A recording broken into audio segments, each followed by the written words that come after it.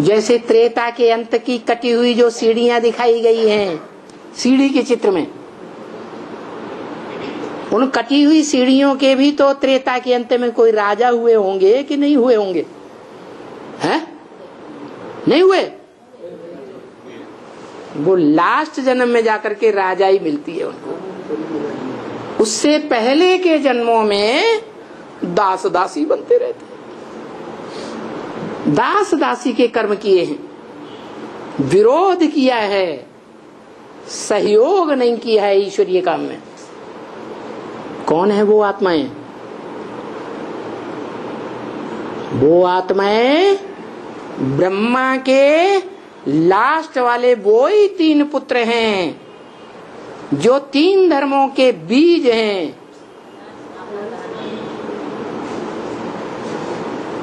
जो पहला है सनत कुमार, वो सत्य सनातन देवी देवता धर्म का बीज है, राम वाली आत्मा। उसके बाद जो 3 भाई हैं रामायण में, भरत लक्ष्मण शत्रुघ्न जी ने कहा गया है। राजगद्दी का चित्र देखा होगा राम का, राम का राजगद्दी का चित्र देखा होगा। किसने किसने देखा? हाँ, पिक्चर में भी दिखाया गया है, फिल्मों में भी दिखाया गया है और चित्रों में भी दिखाया जाता है। उसमें दिखाते हैं कि राम गद्दी पर बैठे हैं, राम की रानी सीता भी गद्दी पर बैठी है और बाकी जो 3 भाई हैं क्या कर रहे हैं? एक छाता लेके खड़ा है धूप से बचाने के लिए, गर्मी से बचाने के लिए, दूसरा पांव धो रहा है, तीसरा पंखा चला रहा है। ये काय का कर्म है? राजा का कर्म है कि दास दासी का कर्म है? अब समझा कि लास्ट की 3 गद्दियों में कौन राजा बनते हैं? ये वो ही आत्माएं हैं, वो ही 3 भाई हैं, 3 उतरती कला के धर्म के बीज, जिन बीजों ने एडवांस में आने के बाद शुरुआत में तो सहयोग दिया और लास्ट तक लगातार जब तक पूरी राजधानी नहीं स्थापन हुई विरोध ही विरोध, विरोध ही विरोध, विरोध ही विरोध करते रहे। अभी भी विरोध कर रहे हैं। लास्ट संदेश सुना गुलजार दादी के द्वारा ब्रह्मा बाबा का? नहीं सुना? सुना? नहीं सुना है तो सुनो। उस लास्ट संदेश का कई घंटे तक क्लैरिफिकेशन दिया गया है। उसमें एक बात आई है कि नौजवानों ने परमात्मा बम फोड़ने का संकल्प किया है। परमात्मा बम फोड़ करके बाप की प्रत्यक्षता करेंगे। इसलिए पहले ही मुरलियों में ब्रह्म वाक्य में बता दिया, बड़े से बड़ा बम है परमात्मा प्रत्यक्षता बम। बम फटता है तो क्या होता है? विनाश हो जाता है। बदबू ऐसी निकलती है सूंघने मात्र से खत्म, टाइम नहीं लगता। तो ये ग्लानि की बदबू है। इस परमात्मा बम को फोड़ने का बड़े से बड़ा कार्य कुमार कर रहे हैं, नॉर्थ इंडिया के कुमार। वो परमात्मा बम ऐसा फूट रहा है, अभी फूटना शुरू हो गया कि टीवी चैनल्स में, अखबारों में इतना ग्लानि का बदबू भरा विस्फोट हो रहा है और आगे चल के और ज्यादा विस्फोट होगा कि ढेर सारे बी के तो क्या, एडवांस के क्या, सब धराशायी हो जाएंगे। यहां तक कि जो 8 की लिस्ट में आने वाले हैं वो भी थोड़े टाइम के लिए, उनको भी माया नहीं छोड़ेगी। एक ही सत्य बचेगा और बाकी सबको माया परास्त कर देती है। बता दिया। जिन्होंने भी ये प्लान बनाया है, गुलजार दादी के द्वारा चलाए हुए लास्ट संदेश में बोल दिया, जिसने भी ये प्लान बनाया है, देख लेना फिर से पढ़ के, उनमें से कोई 40 वर्ष के, कोई 30 वर्ष के, कोई 20 वर्ष के विरोधी बने पड़े हैं। क्या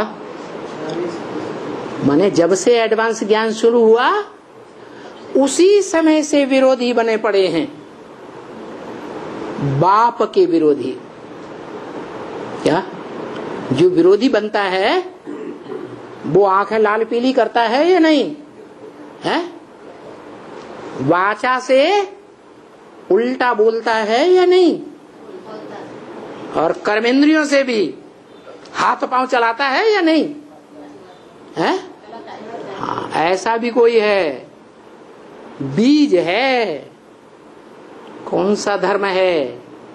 जिसने भारत के प्रति, भारतवासियों के प्रति सबसे जास्ती दुष्ट व्यवहार किया है। नहीं, इस्लामियों ने तो यहाँ 500 साल राज्य किया, ऐसा दुष्ट व्यवहार नहीं किया।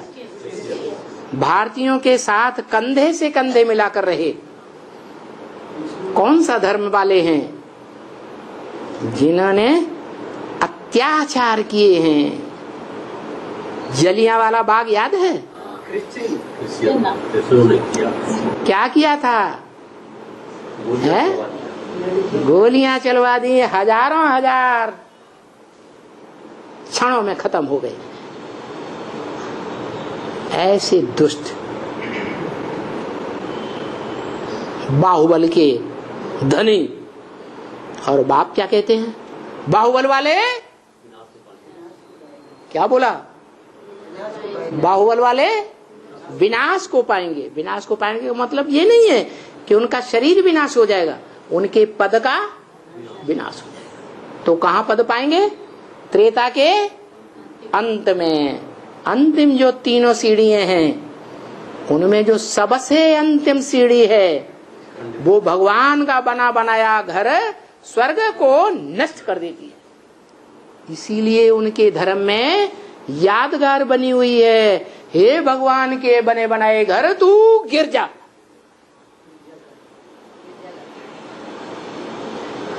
उनके इबादत स्थल का नाम क्या है? गिरजाघर। वो फाउंडेशन है संकल्प का। ऐसा फाउंडेशन संकल्प का पक्का डालता है कि बस ठान लेता है कि मैं भगवान के बने बनाए घर को बिना गिराए मानूंगा नहीं। मेरे जीवन का ये लक्ष्य है। और सारा संगम युग वो यही धंधा करता है।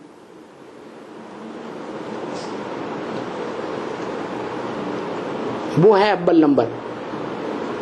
त्रेता की लास्ट गद्दी का मालिक जो आखिरी गिरा ही देता है, स्वर्ग को गिरा देता है, भगवान का बना बनाया घर नष्ट कर देता है।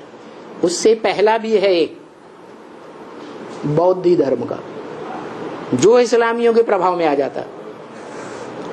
अव्वल नंबर एक और है।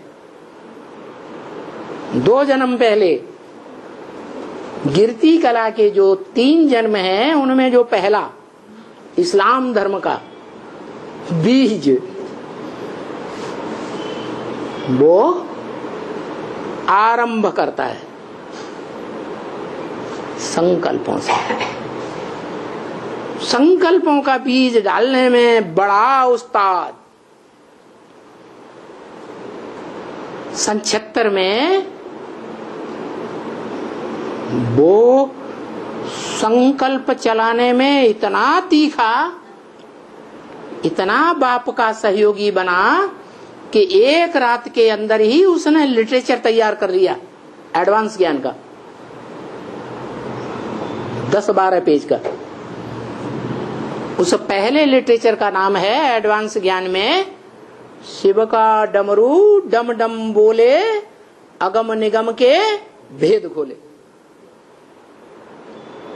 उसकी कॉपी अभी छप रही होगी या आ गई होगी।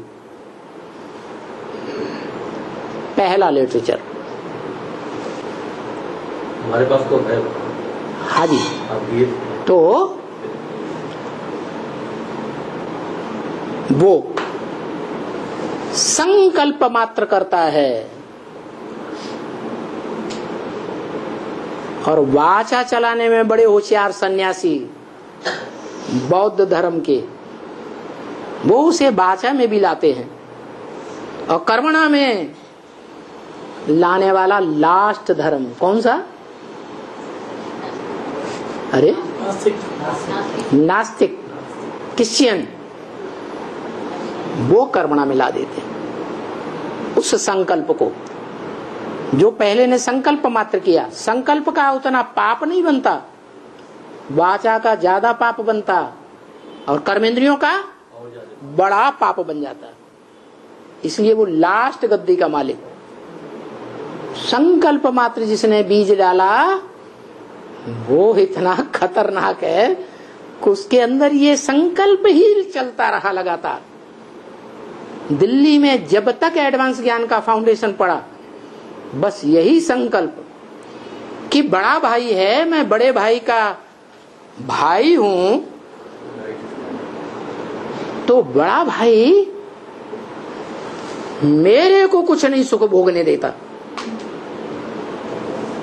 सारा सुख खुद ही भोग रहा है। वो संकल्प उसको